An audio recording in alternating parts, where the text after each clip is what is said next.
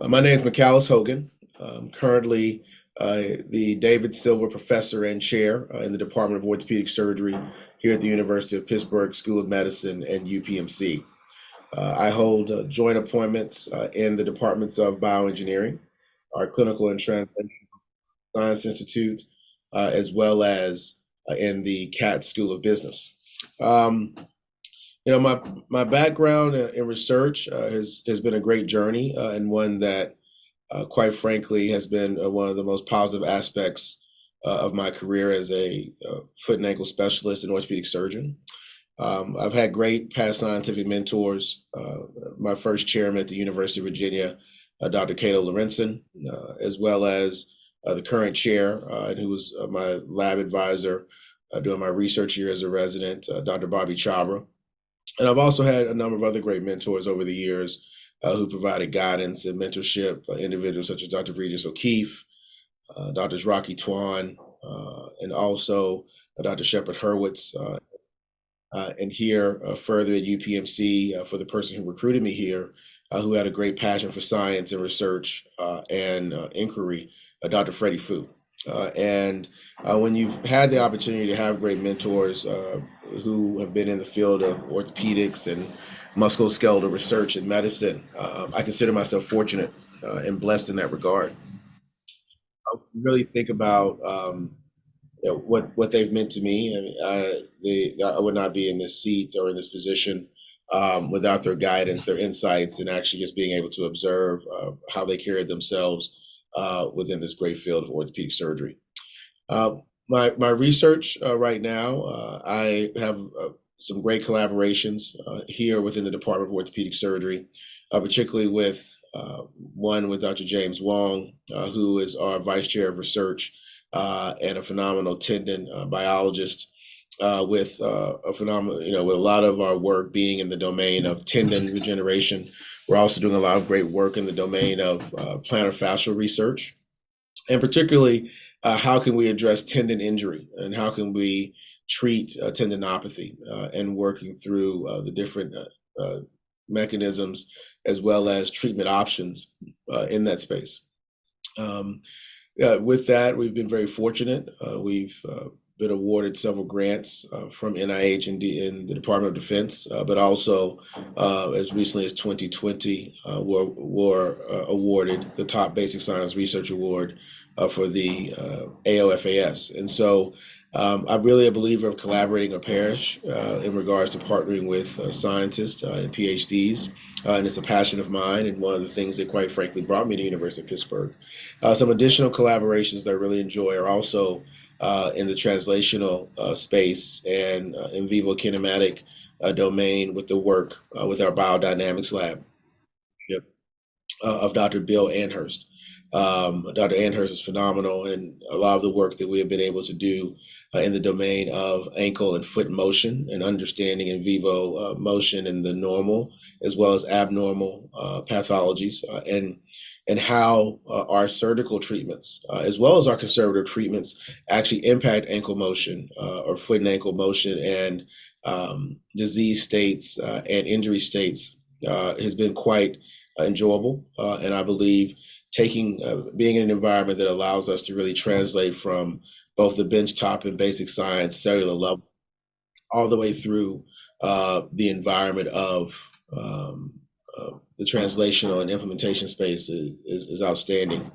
When I think about also, one of my passions is patient-reported outcomes and how do we actually use those to evolve how we deliver care. And being, I think it's critically important that we have that translational opportunity. And we're fortunate to have that here at Pitt. But as we really push forward as a discipline, I believe this is critically important. How did I get involved in research? I was fortunate. I went to Xavier University of Louisiana. I was a biochemistry major there. And at the time, I was fortunate to be selected into this program called the MARC Scholarship. Stands for Minority Access to Research Careers. And it was an NIH, still is an NIH funded track, which gave me the opportunity to complete 10 hours of basic science research during my senior and junior and senior years of undergraduate studies. And it was truly enjoyable. I had great mentors then, great exposure. It was one of the first times I was really involved in basic science work, and that further propelled my interest when I entered Howard University College of Medicine, and was had a number of great mentors there. A guy named Dean Ash. He was the associate dean for research, and he had a collaborative program with NIH at that time, which gave students between their first and second year of medical school the opportunity to go do research at an institution around the country. And at that time, it was in the domain of infectious disease.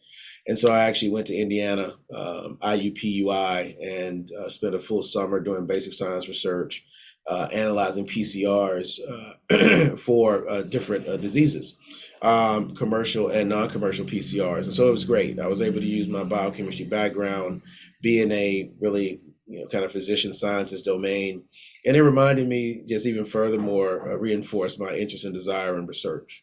After passing through Howard, and it was a great time there, I was fortunate and blessed to match into the University of Virginia, and specifically into their 6-year academic track. And at that time, it was a T32 fellowship with a focus on musculoskeletal tissue engineering and regeneration. And that's how my orthopedic career in research really took off. I had a great opportunity to work with some great individuals under the mentorship of Dr. Lorenzen, as I mentioned, as well as Dr. Chabra and Drs. Gary Balian there at UVA. I really enjoyed my time in the lab. It is during that time research has really been a true driver of my career. During that year, I was fortunate enough to meet Dr. Regis O'Keefe, who was one of our site visitors for our T32 grant. And then when Dr. Fu visited University of Virginia during the time he was doing his double bundle tours, I was the person who gave him his tour, and basically I was with him for 2 or 3 days while he was visiting there. There's no doubt that had we not had that encounter and exchange, which again was built on the foundation of research and how can we work to just be better and to know more about what we're doing and be passionate about it, I would not be in this position today as the chair of orthopedic surgery here at Pitt. The ORS has been a great support to my career, and I think other surgeon scientists.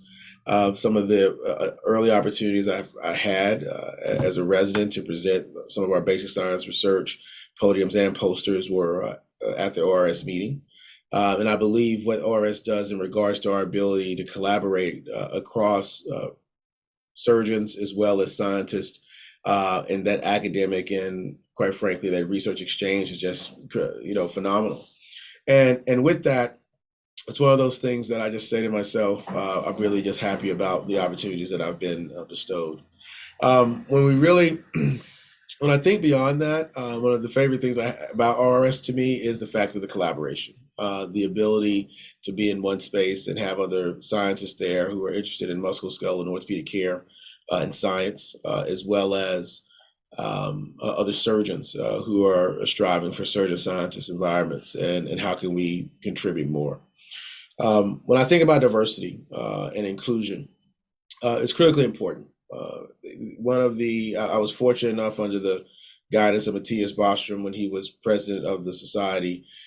He brought together a diversity task force, and I was fortunate. I knew Dr. Bostrom as a fellow when I was at HSS, and he was always insightful and again supportive. And he had a lot of insight to bring together a group to really talk about how can we build upon the best aspects of our existence, and that's our diversity. And I applaud him because it was also prior to a time when it was a hot topic to discuss, but recognizing the importance of it from a standpoint of ethnic diversity as well as gender diversity, and always having the position. And I believe ORS should maintain this position. It cannot be an either or.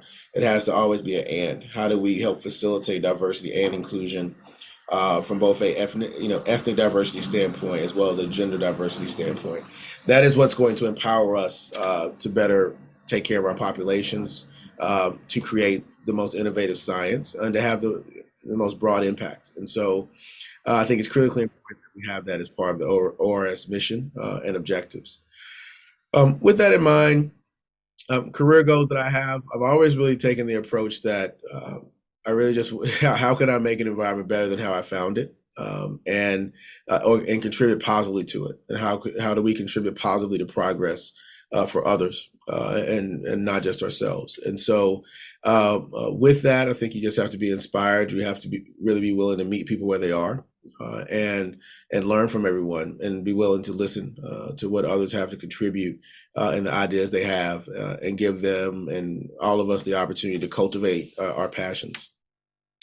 Um, I would say some of the biggest challenges in my career, both socially and professionally or culturally, have been, how do you push forward in an environment where you're challenged each day, but also, how do you balance the desire to prove your knowledge or prove who you are in that space, while also be willing to embrace the new environment you're entering in. And so I've always mentioned, I've never been afraid to go somewhere where someone doesn't know my name, and talk to individuals who may be strangers.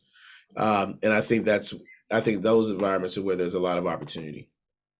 With that in mind, the other challenges are, how do you just facilitate collaboration?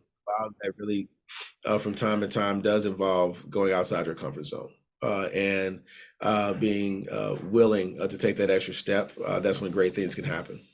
From a personal interest and hobby standpoint, I really enjoy spending time with my family. My wife, who's also a physician, we have two children, two daughters who are 7 and 9. And I truly enjoy spending time with them. I enjoy golfing and traveling. And I really enjoy reading the news, which is probably somewhat of an oddity these days, but I've always enjoyed just really, understanding and keeping up on current events and dynamics that play out globally. But for my mind, advice I would have to other researchers, both physicians, surgeon scientists, as well as PhDs, is in basic scientists, is we must collaborate or perish. The coming together and how we can build upon our collective insights, our collective experiences, and collective ideas, I think are critically important. And it is in those scenarios, as we bring people more together, we're truly able to make a difference, and a sustainable difference as we move forward. So I'm thankful to ORS for the opportunities that it's not only provided me, but others, and have a lot of optimism and hope for what ORS can do for the field of orthopedic surgery and musculoskeletal care in the days ahead. Thank you.